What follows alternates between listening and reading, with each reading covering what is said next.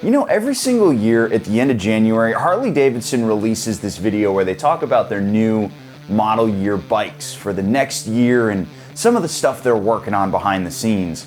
And every single year I run down like a little kid on Christmas morning and I open up my presents and I find a lump of coal. Why do I keep doing this to myself? I'm starting to ask myself that same question.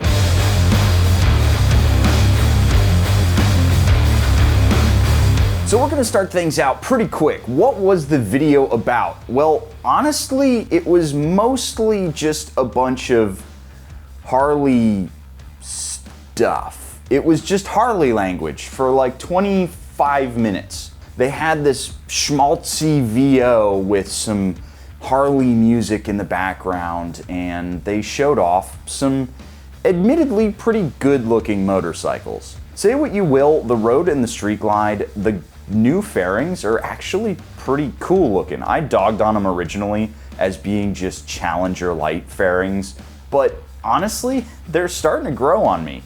I definitely like the Road Glide's new fairing more than the old fairing.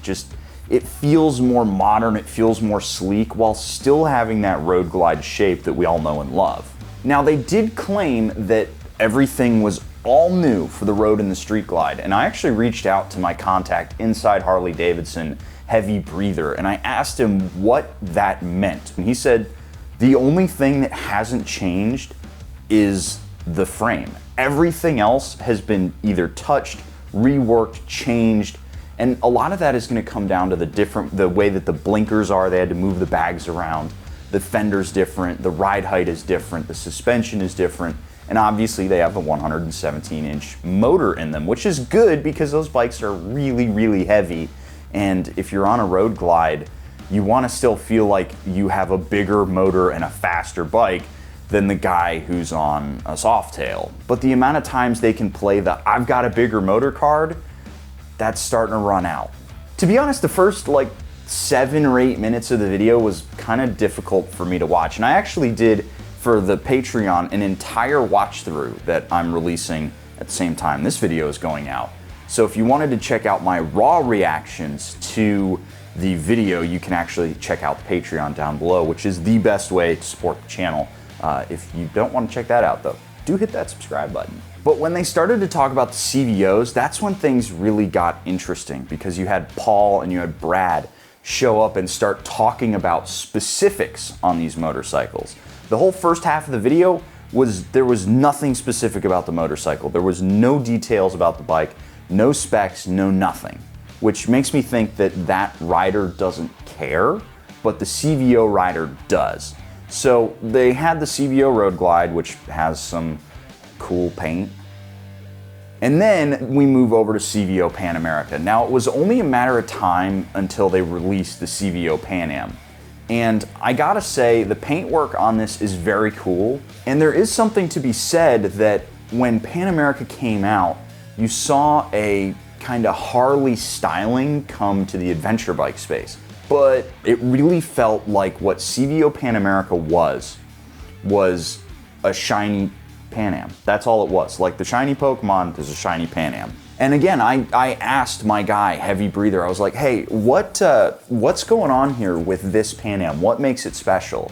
And it really did come down to paintwork and fancy bags. Because the reality is the Pan America is set. The Pan America is done. Because they made such a competitive motorcycle, it's hard for them to make it even more competitive without it being a new model year update. But then we get to the coolest thing in the entire video, and the thing that actually got me really excited when I saw it: the CVO Road Glide ST. This thing looks freaking sweet. In this case, what we're looking at is a bike that really is trying to push the boundaries of how much sport they can cram into this Road Glide. The Road Glide ST base model just you can't connect the dots from that bike to the race bike in the same way that you can connect a R1 to the M1 GP. You can connect that dot. You can't connect King of the Baggers Road Glide to to Road Glide ST. However, with ST CVO, we are starting to see a little bit more of an inclination towards that sporting aspect. We've got sliders, and to drive that home further, it has a freaking track mode. They claim that this mode is inspired by Kyle Wyman's settings on his bike, and it's got the upside down forks. It's got radial mount Brembos. It's a very, very cool looking package, and the carbon fiber accents and the red accent work on the carbon fiber, it looks so good. The only problem? $42,000. And I thought the ST prices were rough.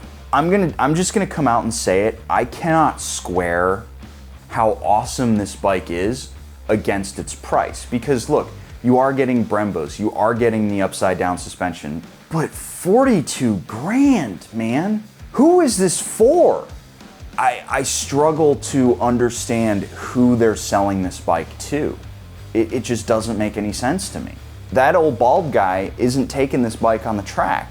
And this is further driven home by the fact that there are some gaps in the Harley lineup this year that just don't make sense to me. Specifically, I'm talking about the Fat Bob. It just disappeared from the 2024 lineup, and I don't understand why.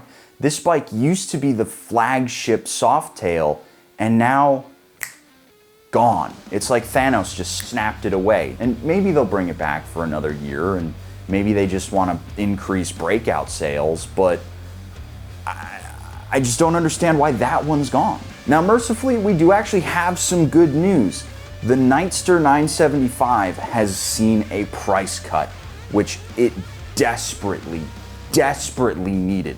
This bike was outrageously expensive, and I could not recommend it because of how pricey it was. But now they start at $12,000, and the special is $13,500. So they're still about $1,500 apart. I'd like to see them both lose about $1,000 off the top.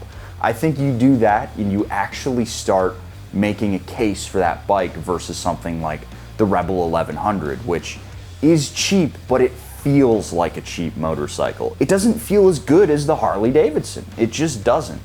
And this is where I'd like to hit the road, and I'd like to talk about a bike that Harley could make with the resources they have to really start capturing a new audience. Now, I chose the Livewire very, very specifically for this video because I think a lot of people forget that Livewire is still owned 70% by Harley. At least I believe that was the math last time I looked. And secondly, this bike was developed by Harley Davidson, and it is a phenomenal package. But I really do want to stress how good of a development it is to see the price of the Nightster 975 coming down. This is a very, very, very important development for Harley because they didn't have a quote-unquote attainable motorcycle. You see a lot of motorcyclists start calling it quits with certain bikes and certain brands after about 12 grand. You start seeing that switch from, well, this is a bike that I could reasonably hope to attain, and this is a bike that is, you know, it's too expensive for me. I just can't make it work.